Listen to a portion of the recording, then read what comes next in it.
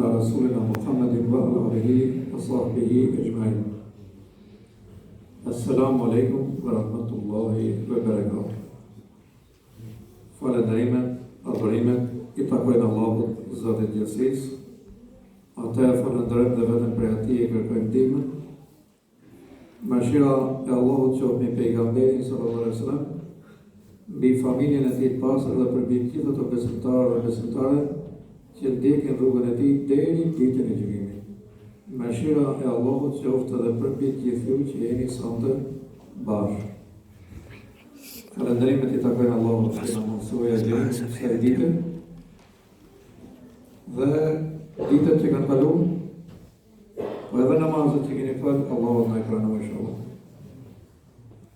Njëri prej shokëve të pejgamberit sallallahu alaihi wasallam, Ebu Bekri Siddiku, Allahu na mëshiroft, ka thonë dëshiroj përpara Zotit të pranohet vetëm një vepër.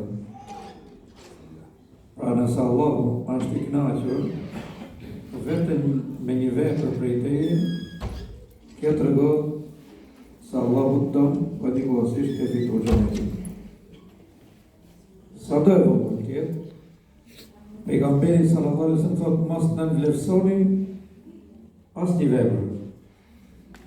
Sa do e vogël tjetë, sepse nëpërmjet asaj mund të shkosh në xhenet. Deri atje thotë, sa që kur shikoni një pengesë në rrugë, hiqeni atë, se edhe me atë shkon në xhenet. Me një pengesë, I dek ferë ka prej pengon njerëzit, e pret, një njëri mande I parë lëshon të për to, atë gojën që ka rënë rrugë, me heqë të do të heqësh, të si besimtar. Edhe kjo është pjesë e imanit, pjesë e besimit. Nga 72 pjesë, 72 dekë që ndahet imanit, pra heqja e një pengese nga rruga, është pjesë e imanit. Edhe ajo vepër, të të qënë xhenet. Tregoj që ke iman, ke besim. Është shumë e rëndësishme. Pra mos në vlerëso asnjë lloj vepre. Nga veprat e vogla, të mira, që të fitosh xhenetin dhe kënaqësinë e Zotit. Allahu përmend një ajet madhështor në Kur'an,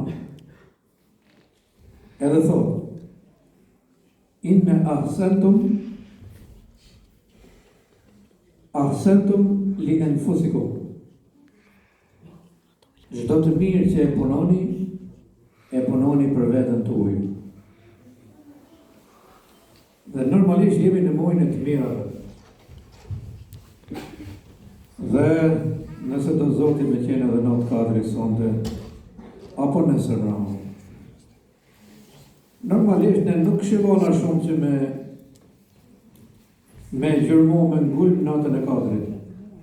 Por hecim si pas asaj, që na tha pejgamberi sallallahu alaihi wasallam. Ai tha, agjironi Ramazanin. Ai tha, gjërmojeni tha në 10 ditën e fundit. Do të thonë, shtoni adhurimet në 10 ditën e fundit. Dhe nëse përqendrohemi për shembull edhe në netët teke të cilit I ka përmend pejgamberi sallallahu alaihi wasallam, por kjo nuk do të thotë sepse njerëzit këtë e kuptojnë keq. Pra, adhurojmë Zotin vetëm në netët teke, mbarojmë s'ka gjë më. Jo. Kemi thonë se ti je gjallë në adhurim të Allahut xhelalu xhelaluhu, edhe në të çifte, edhe në të teke. Derisa të vijë data 29 fundi fare ti jesh në adhurim dhe në kërkim të natës katërt. Ai që agjeron 30 ditë të Ramazanit sigurisht që arrin natën e katërt. Pra duhen të 30 natët e Ramazanit. Një diçka shumë interesante, pejgamberi sallallahu alaihi wasallam e ka pyetur Xhibrilin. Për Xhibrilin nuk keni dëgjuar mësoj. Për ne ju duam ato që vjen rrallë, ju duam mësime këto, sepse këto janë mësime. Edhe aty në shkollë kur shkoni ju, duhen me qenë me imajt me rregull gjithë sepse mësimet kanë lidhje me njëri tjetrin.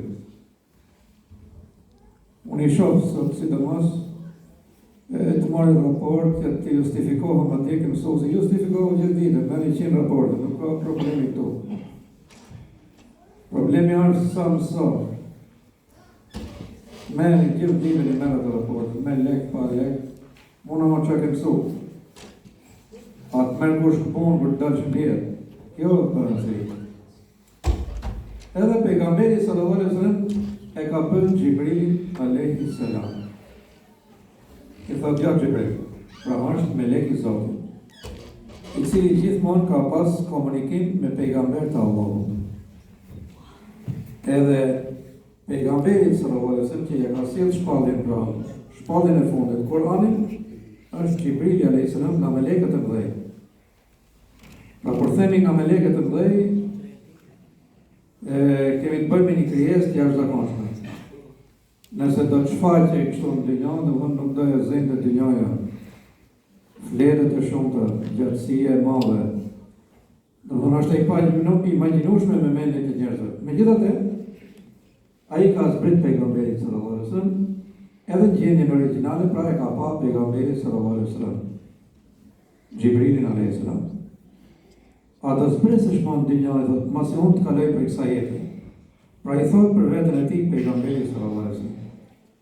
Xhibrili alaihi salam i thotë, o i dërguar i Zotit, unë do zbres çdo Ramazan.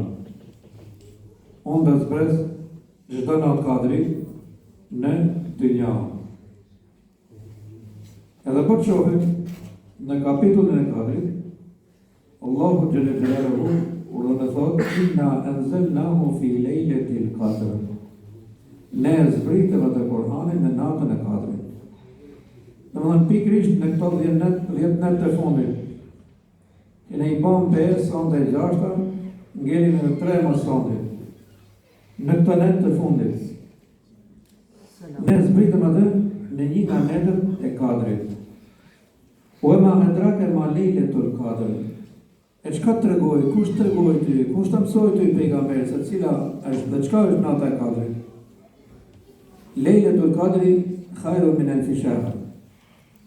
Nata e kadri është më e mirë se sa 1000 muaj. Adhurim. Më e mirë se sa 1000 muaj është nata e kadri. Pra i duhet një njeri të jetoj një jetë. Po jo një jetë duke të marrë parasysh edhe kohën e fëminis, që nuk i regjistrohen veprat, po t'jetoj një jetë në adhurim. Allahu Jalla Jalaluhu në natën e Kadrit robit ja jep për 6 orë.